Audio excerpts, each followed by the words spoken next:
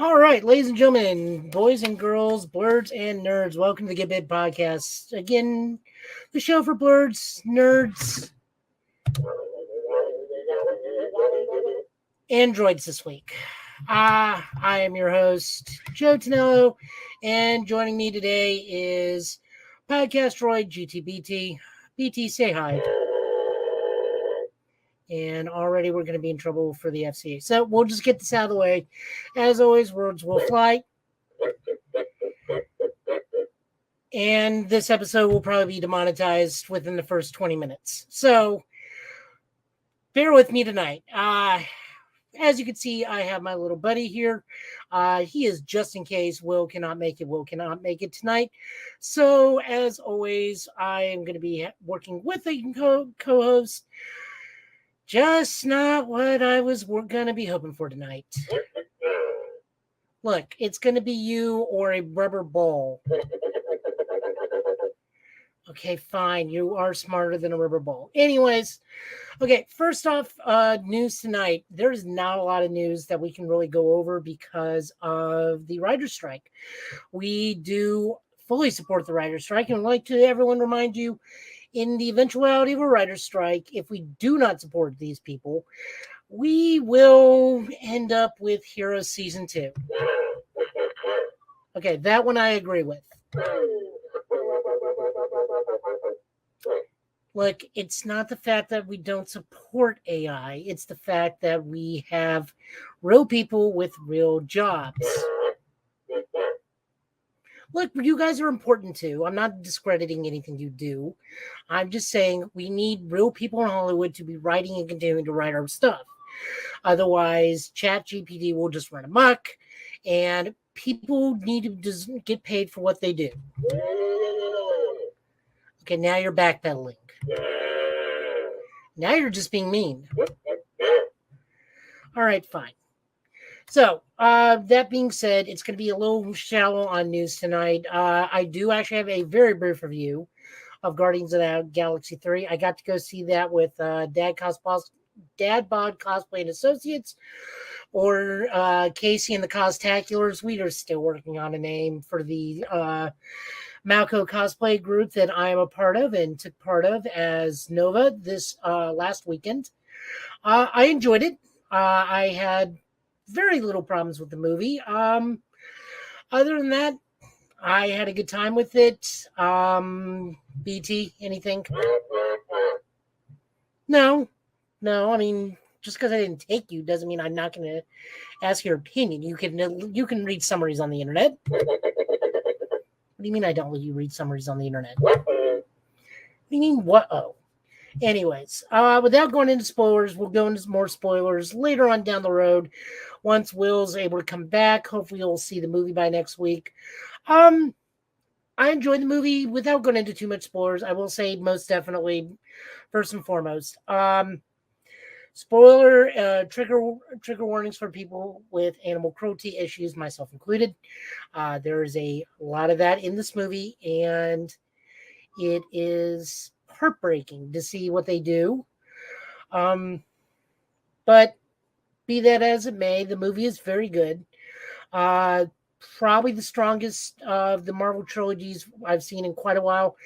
Kind of ties with me with Captain America because, Civil War was just Avengers 2.5, and Winter Soldier was just a wonderful, wonderful movie. It probably ranks up there with Winter Soldier. We're not talking about Star Wars trilogy. We're talking about the Marvel trilogy. Yes, I realize they're a Disney trilogy, but still. Okay, you're going to be like this all night. I can tell. So, moving into stuff, we have at least 2 trailers. We're going to be covering those real quick in just a second, as soon as I can pull it up. Spider-Verse.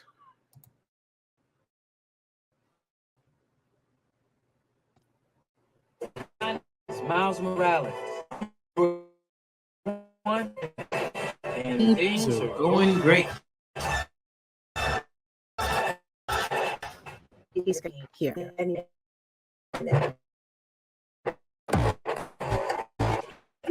I am the spot. That's not funny. Don't do that. There's bubbles now. Hold on.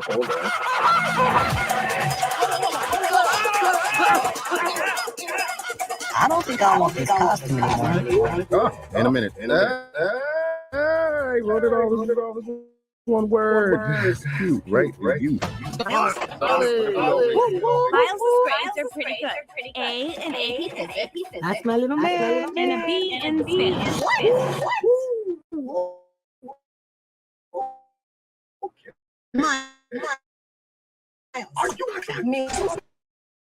Want to get out of here? Welcome to Spider Society. I'm Spider-Man. Hey, all of us.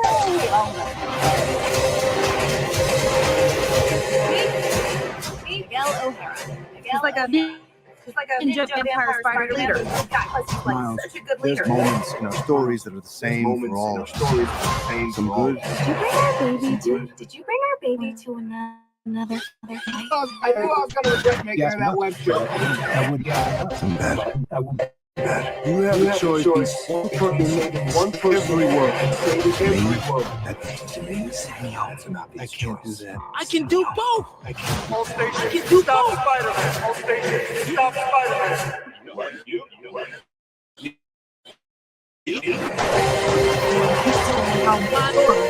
Everyone, how you to go.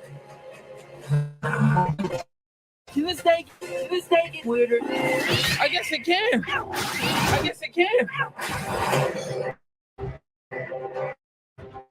There's no one around. My bad, I didn't. There were.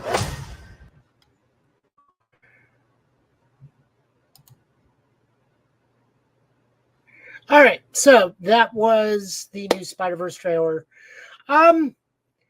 I just know I'm going to dig it out right. There's going to be a spider robot at some point. I guarantee it. Look, it's not my fault you don't have a PRKR. That's not racist. I just use a product code. You're going to do this to me throughout the whole show, aren't you? God almighty. The things I do for you, Will.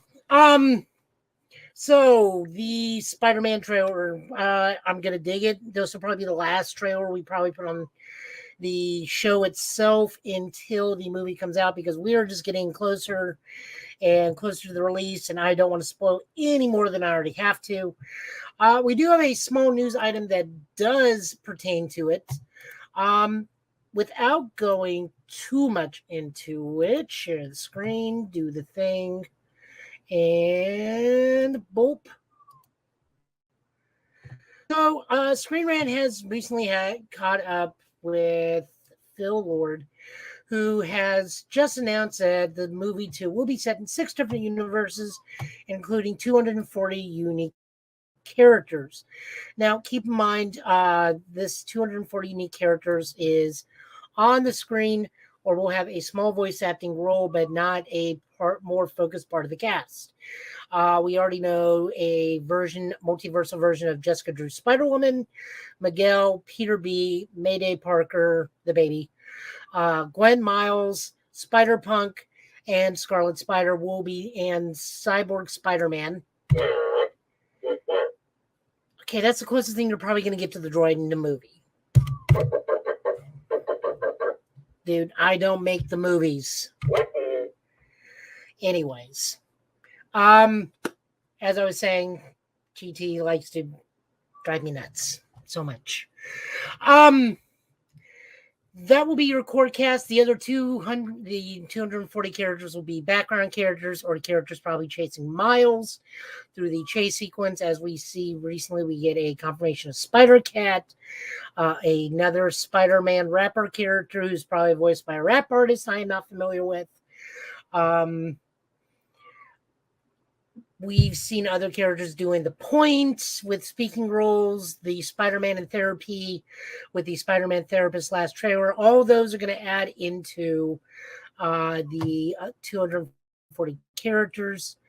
Wonder if this is actually going to say what universes we will be crossing into.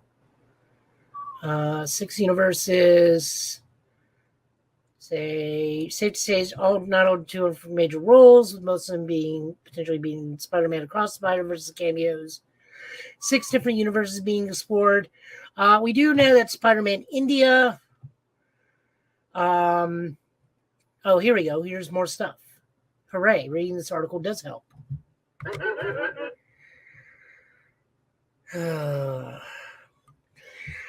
So we have confirmation of Spider-Woman. I've already mentioned that. Takuya Yamashiro, Japan Spider-Man, is also confirmed to make an appearance. I'm hoping that's going to be a live-action tokusatsu universe where everyone's going to look like 1970s stuff. That would be fantastic. We have Miguel O'Hara. 240 characters. So yeah, like I said, they are saying, hey, we got 240 characters, and not all of them are going to have very expansive roles. I'm still looking forward to the movie. This is my most anticipated movie of the year, followed by Transformers and the newly done Astro City. Continuing with movie news. Grab that for us real quick. That is not what I'm trying to hit. Present, screen share. James Gunn. Okay, so James Gunn officially confirmed Superman production start date. He has confirmed it will be hitting the production room floor on January 2024. That way it can make the 2025 release. So the reason why this is probably the most news we are going to be getting is, again, a lot of Hollywood has stopped due to the writer strike. So a lot of production companies have stopped, and James Gunn included has gone and say he will also stop production on DC projects, most specifically Superman, until the writer strike is resolved. Hopefully it will be resolved quickly. Again, I want to reiterate, writers deserve what they need to be paid. They work very hard to entertain us, but I digress. I'm getting to it. So that is pretty much most of the news there. We got a confirmation of when at least production is starting. Once production gets rolling, we're going to be able to see who's the new Superman cast. Hopefully everybody takes everything very gently. I know a lot of people still want Henry Cavill. I don't know if it's pronounced Cavill or Cavill. I do my best. I don't even know what to do with you. So, a lot of people are still very hung up on Henry Cavill or Cavill. Before you go off again. Hopefully they'll accept the new Superman. I have a feeling this is going to go the same way as it always does when we have a recasting of a title character. Everybody's going to freak out. Everyone's going to say it's terrible. And then when the movie comes out, everyone's going to be fine with it. They did it with Michael Keaton. They did it with Val Kilmer. They did it with George Clooney, although it kind of is deserved. You're not a Clooney defender.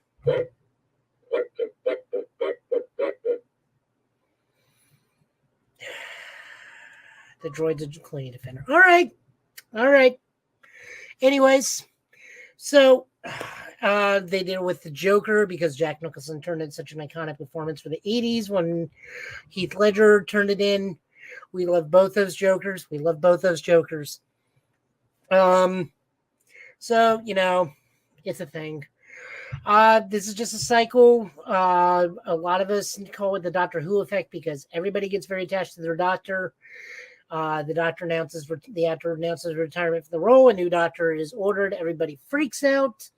And then the new season starts, and then everybody's fine with it once a season or two goes through it. Still think Jodie Whittaker did a fantastic job as a doctor. Just got stuck with bad stories, but I still think she was a phenomenal doctor myself. Even BT here thinks it wasn't that bad. So, yeah, production date on that one starts. What other news do we got?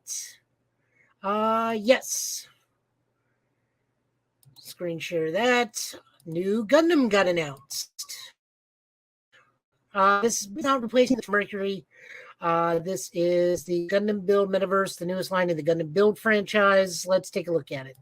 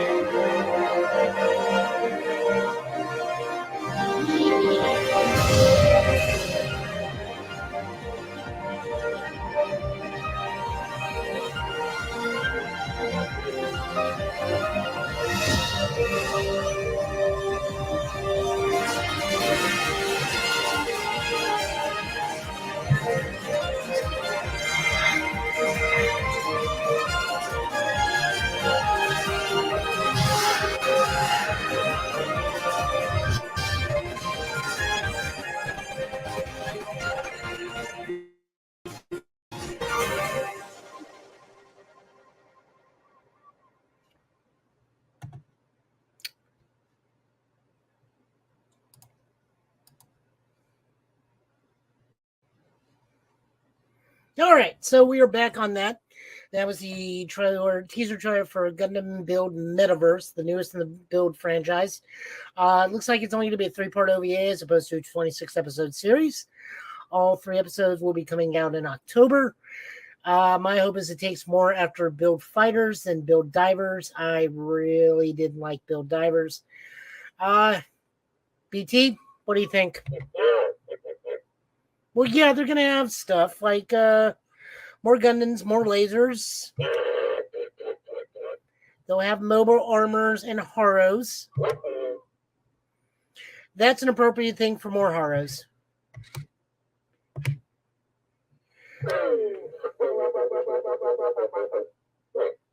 No, I can agree with that as long as it's not like Build Divers. I mean, that was Build Divers season 1 was just a big letdown. Build Divers season 2 was fine. It was fine. Things happened that didn't need to happen in season 1 and kind of went way off the rails, but you know.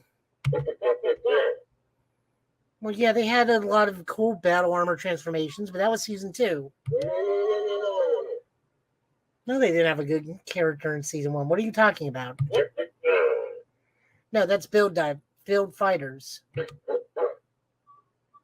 Okay, well, I'm not going to argue with that. That's still just Build Fighters, though. Anyways, as I was saying, the new season starts in October. It is a 3-part OVA. Hopefully that will spin out into a series. Build Fighter Metaverse will spin out into a series in the future. Moving right along into what we're watching.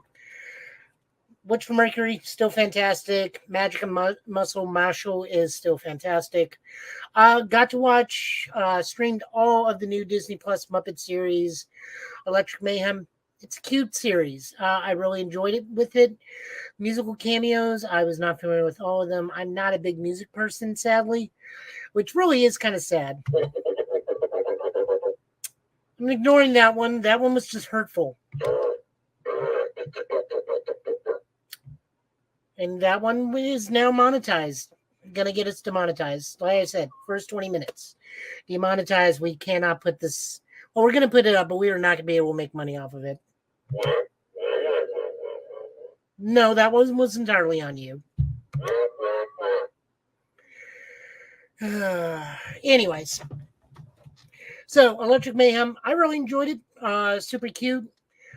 Leave it to the Muppets to teach children what an acid trip is potentially like. I don't know. I've never done acid, but there is an episode where, much like in Avatar: The Last Airbender, cactus juice gets the better of them, or in this case, greatly expired marshmallows produce an acid drop. Gotta be.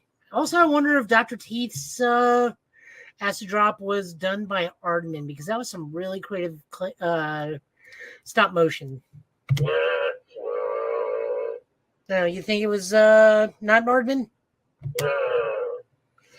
Okay, well, I am also currently working through Star Wars Visions too. No, you're not in this one.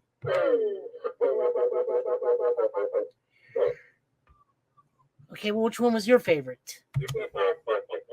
Okay, that one wasn't bad. You're not wrong. Yeah, I mean, the very first one, Sith, was actually really good and very creatively done. I'm working my way through it. Some are hit, some are miss, and that's purely from the animation standpoint. All the stories are fantastic. It's just I like some art styles more than others. He likes the droid-focused ones. That's just unsurprising. Anyways, my favorite one happened to be the first one, Sith, and then the Aardman style one, whose name eludes me at the moment. But very creative, very well done. I look forward to Star Wars Visions being an annual thing. I think it really gets to showcase a lot of talented artists and art houses and makes more people familiar with different art styles and different cultures of art styles, because a lot of these were done not only this time from Japanese art houses, but from art houses from all over the world. BT, anything else?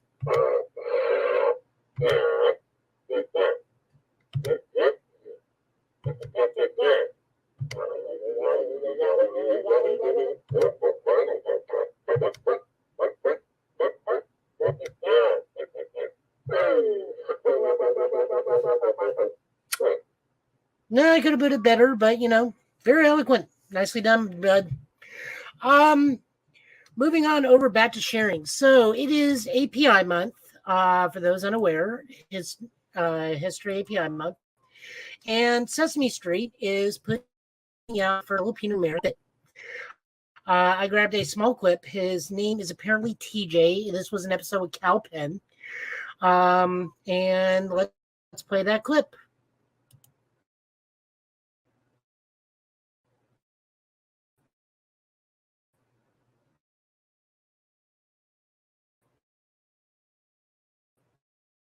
Show your confidence.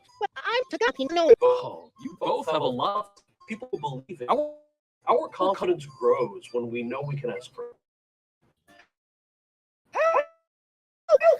That's frustrating. Who? Me? Really? Thanks for the there is no backseat. There's no sidecar, Grover. Do I at least get a costume?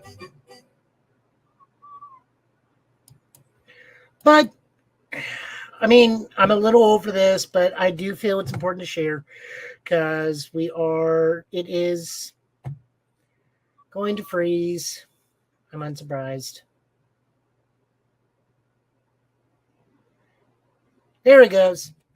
So, as I was saying, we are sharing that again, little old for Sesame Street, but still precious nonetheless.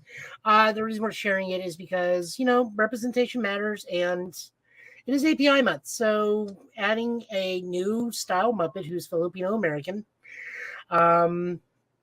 just really makes me happy. I have a lot of friends that are Filipino American, especially my sister, who is not actually Jane. Jane is my little sister, but super close friend who I treat as a sister, Carolina Sears, who is Filipino American. Something like this is very important to her because she will hopefully be a mom soon. And when she starts watching television with her kiddo, there'll be a Muppet there for him or her. So stuff like that definitely matters.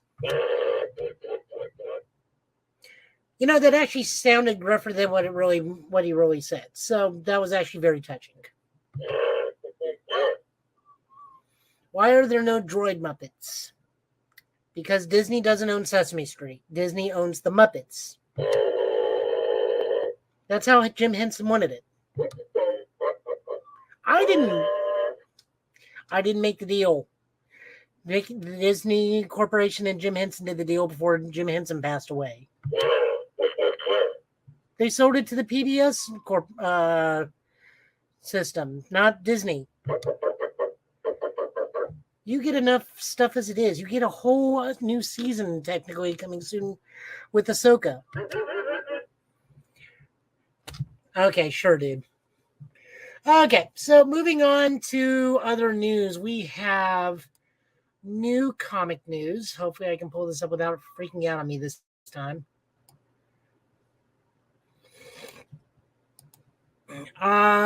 In the world of comic book news, we have a new character coming in June, part of Dawn of DC. The character before you is Trinity, the daughter of Wonder Woman, also known as, I guess, Lizzie Prince. Her actual name is just Lizzie.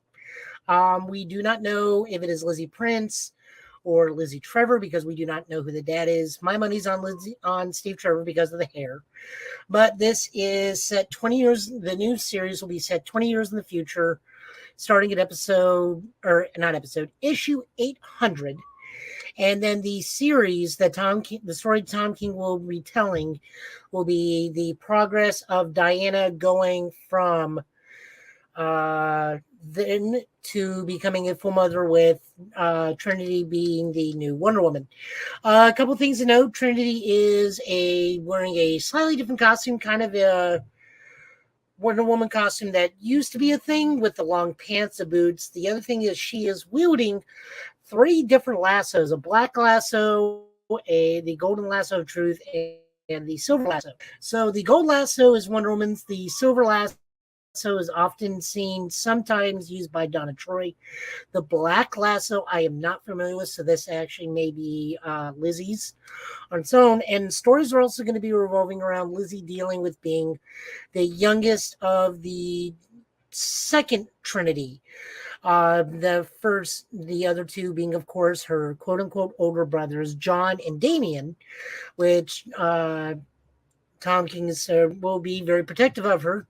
Not that I feel you need to be protective of someone who's the daughter of Wonder Woman, but you're nor there. Trey will make her debut with story writer Tom King, and artist by Daniel Sampere, who did the artwork of Dark Crisis of Infinite Earths, which serves as a lead-in to the launch Wonder Woman, because Wonder Woman is getting relaunched under the Donna DC moniker in and around June. This will probably be, this is an insert in the issue 800. And that's all there really is. Don't really want to go too much more into this. I just know that I have already subbed and will continue to sub to Wonder Woman. This Wonder Woman comic. The stories have been great thus far, especially the newest stuff coming out. It was really the only thing that made Lazarus Planet worth it, other than the Power Girl stuff. Personally, I'm looking forward to it. I hope there's not going to be a fair amount of controversy around this character, like there is with every new character. At least they can't say it's gender bending or they made a girl for the sake of making it a girl, because it's the daughter of Wonder Woman. And, well, they'll find a way. Everybody always finds a way, which annoys me to no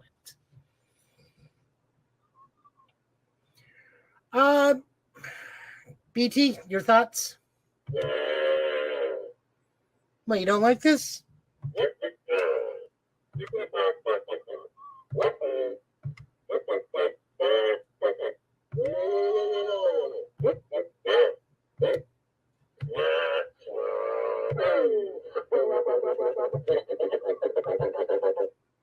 Well, I mean, we're going to see it no matter what. I'll read it and we'll review it whenever the book comes out. Whether it's you on the show or Will.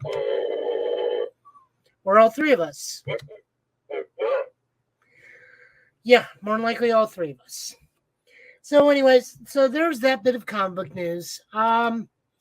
Moving on over our next bit of the way clear out is going to be our final piece of news.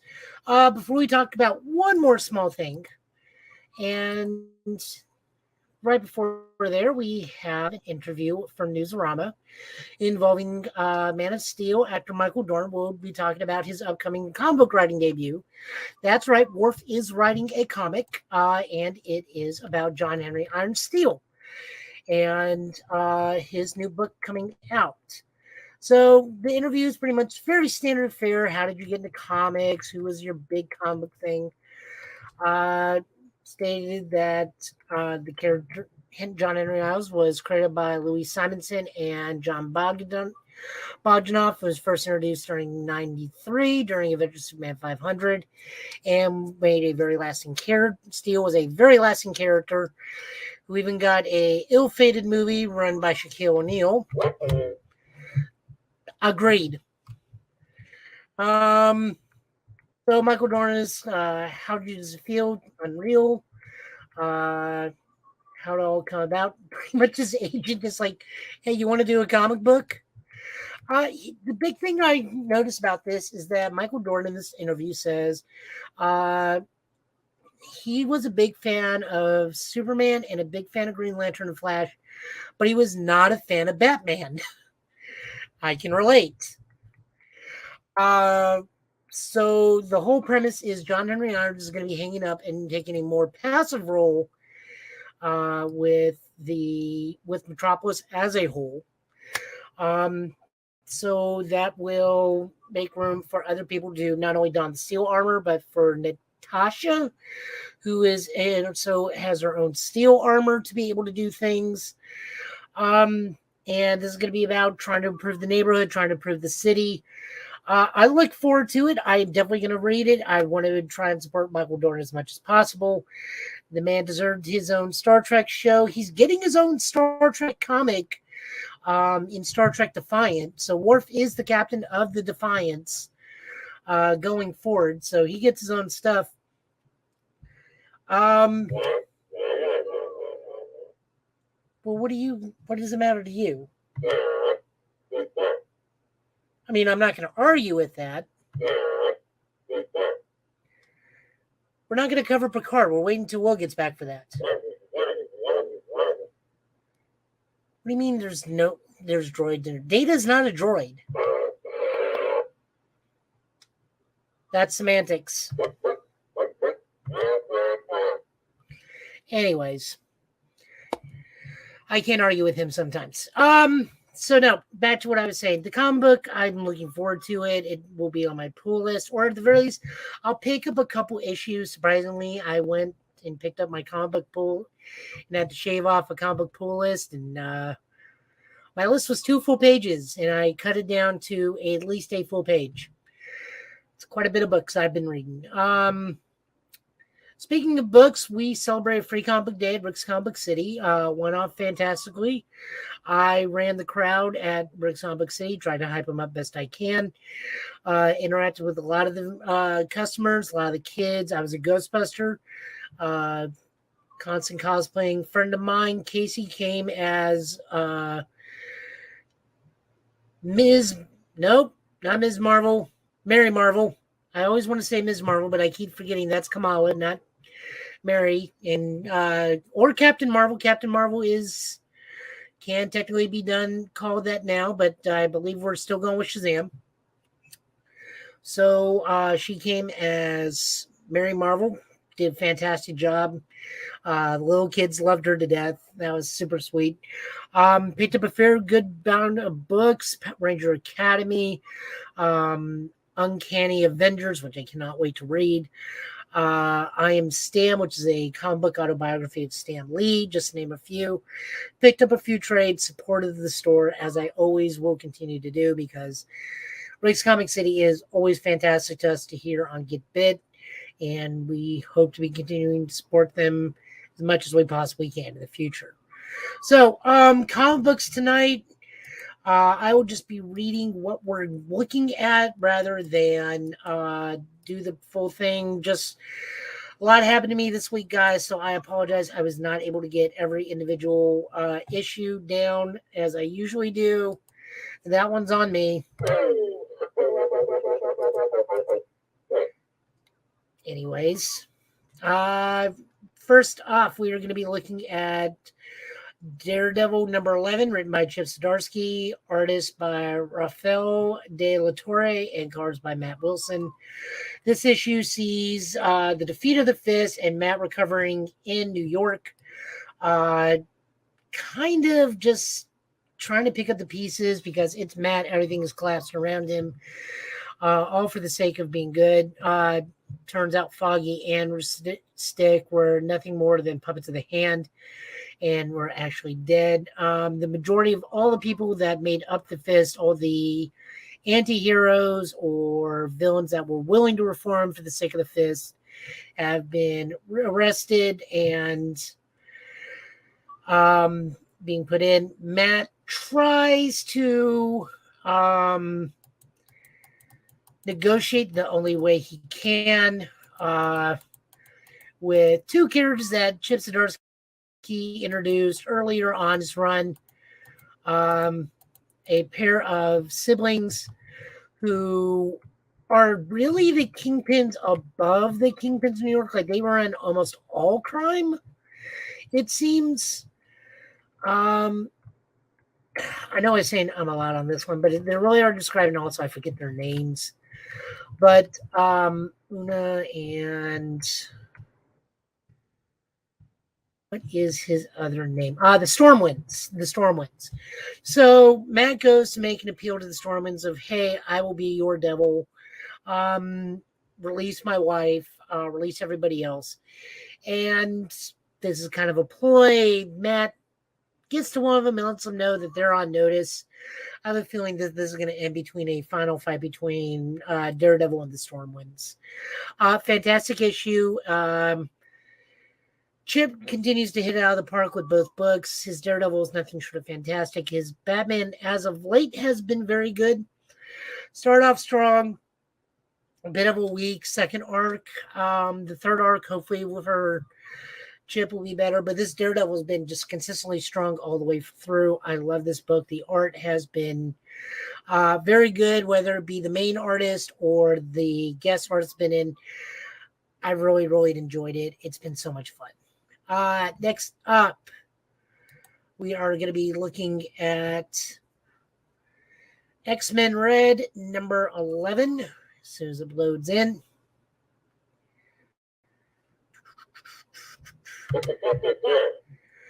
Look, it's not my fault the internet's slow. Leave me alone. I'm not making excuses. I'm just saying the internet is slow.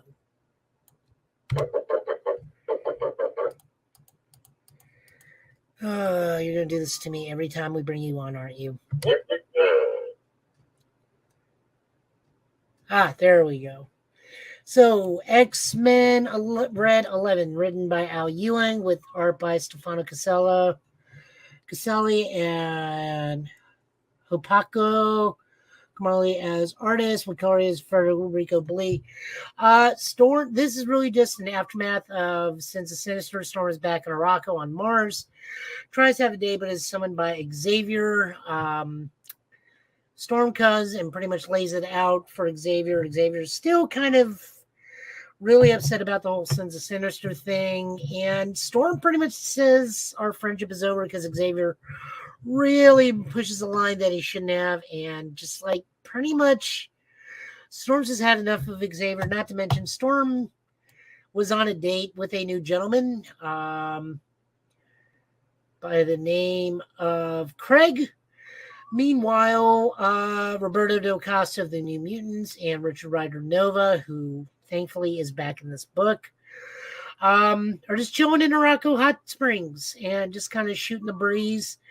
Nova's still kind of, traumatized by a lot of everything going on in his life because the man's just basically gone from one intergalactic crisis to another, as he still seems like he's the only Nova officer there is. I'm surprised he hasn't started a recruitment drive outside of Sam Alexander, but like jumping from one planet level crisis to another is really taking a toll on Richard, and this is much needed R&R, although he is in the hot springs still wearing his helmet. No uniform, just himself wearing the helmet. To where they even ask him, it's like, we could take that helmet off. It's like, he's like, nope, Nova Force overload. I need something to keep it on, or his cellular structure starts degrading because of how much Nova Force is actually in him, which may or may not be an actual thing. He could be wearing the helmet as a coping mechanism. I kind of makes me sad because Richard's one of my favorite characters. Why I cosplay Nova. However, they are interrupted as a flash of light happens in the sky. And it just pretty much turns out that the fall of X is starting because we hear that one of the people from the Ten of Swords series is there. The White Sword has fallen, and 99 of his champions with him, and this dude is the last of his champions. He brings the legendary White Sword to Nova and Roberto and gives them only the warning of Genesis is coming. So that means Apocalypse and his family are coming back, and stuff is about to go down. Good book. Series is fantastic. I will always keep this sub. This X-Men and Immortal X-Men have always been fantastic reads from start to finish. They are the books I continue to support. And as much as I'm a New Mutants fan, I'm a huge New Mutants fan above anything else. Their book has just been a real roller coaster of quality. We'll just put it that way. But X-Men Red continues to be a fantastic read. Al Ewing is just hitting it out of the ballpark along with Cy Spurrier and the other gentleman who is writing it, Ben Percy, I think is what it is. There are so many writers, dude. It's hard to keep track of who's writing what. That's right. Laugh at me. Anyways, digging this. Moving into DC. I'm going to get this right out of the way. See if I can't find the page for this. Green Lantern, 1 month later. Try to find the splash page for this. I know this is written by Jeremy Adams. This is Donna CDC Green Lantern. This is the Hal Jordan book. There we go. Thank God Donna DC now has splash pages. So this is Back on Earth Part 1. Written by Jeremy Adams with art and cover art by Zemeckis and coloring by Ramela Ferrado. Okay, I'm going to level with you guys. I'm a huge Green Lantern fan. Everybody knows that. Also, everybody knows I'm a very biased Green Lantern fan. I love Kyle Rayner. I love Joe Sojourner Mullins. I love Jessica Cruz. I love Guy Gardner. My least favorite Lantern is Hal Jordan. And that's because all his stories to me are the same. And unfortunately, as much as I love Jeremy Adams because he writes a fantastic Flash book, his Flash is fantastic. He delivered a very cookie cutter, cut and dry Hal Jordan story of returns to Earth. Immediately goes to hit on Carol Ferris. Immediately gets his job back at Ferris Air to fly test drones, but doesn't know how to fly test drones because he is an F-16 fighter jockey. Fights a bad guy. And by the way, guys, props to the artist of Zemeckis here. This man is clearly a Macross fan because in the book itself, we are dealing with the YF-38, and the plane designs are very Macross inspired to the point where the Ferris Air logo now looks very much like the Macross Frontier logo. Don't think I don't notice Macross stuff sneaking into this book. But these are very, very similar to Veritech fighters, or Valkyries, whichever one you want to do. It's all the same. It's all Macross, be it Robotech, Frontier, Delta, Plus, or 7. But no, I definitely understand what these designs are, and props to Zemeco for putting them in there. And that was probably my highlight, was the art itself, the story. Again, I just can't get behind it because it's a Hal Jordan book, and he only can do really 3 things: be Green Lantern, hit on Carol Ferris, and fly a plane. I mean, I'm being very biased here. I will absolutely 100% say my non-enjoyment of this book, and I will continue to sub to this book because I want to support Green Lantern. He is my favorite DC hero outside of Starman, Jack Knight Starman. But I don't like Hal Jordan because all his stories are the same story. Especially when he's on Earth. And a lot of people say, well, it's Hal Jordan back on Earth, and he hasn't been back on Earth in a while. It's like, well, the only 2 things he's going to do back on Earth is hit on Carol and fly planes. And the third thing is be Green Lantern. And then try to immediately get back out into space. So, I mean, I recommend it because this is a great jumping on point for a lot of people.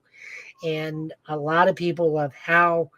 For me, I will only continue to support this book and subscribe to this book purely for the fact that this is a Green Lantern book.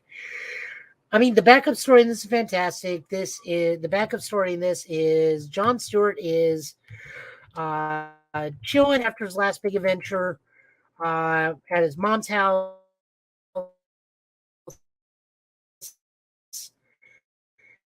And in another time, another planet seems to be Queen of the Black Lanterns.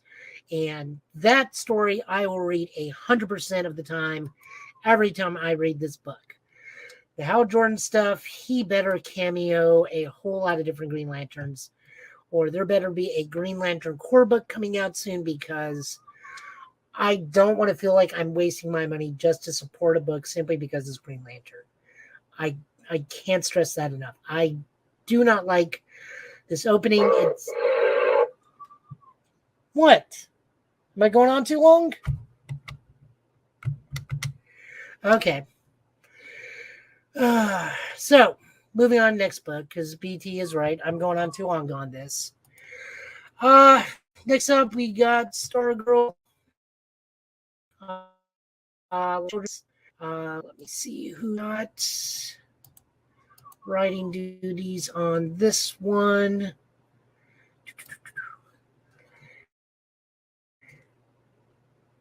This will be spinning out in its own series soon again.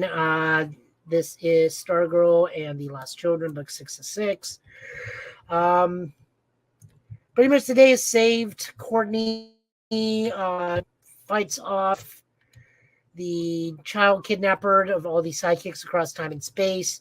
One of the kids apparently has an evil future self. Hourman 4, which is the robot Hourman, is found, and turns out he may or may not be the big bad, just depending on certain things. And then things just kind of go back to the way they were, kind of. All the kid sidekicks are brought back to the standard timeline, which is very disheartening in the grand scheme of things, because some of these were Golden Age superheroes. So a lot of these kids' parents are either dead, because these are World War II heroes, so their parents are long past, or some of the superheroes like the Boom, which is Jay Garrick's daughter, gets to reunite with their parents, and then their parents have to struggle with learning that they are parents for the first time, and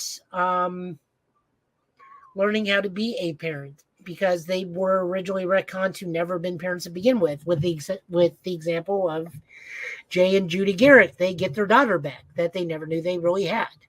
By the way, this book is written by Jeff Johns with art by Todd Nunick and colors by Matt Herms. I dig it. Great way to end it.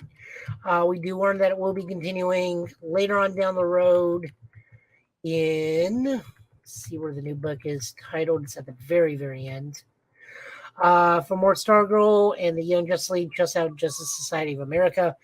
The that book will be continuing. This story will be continuing probably as a backup in Justice Society in JSA number 6. Can't wait to see how this looks going forward.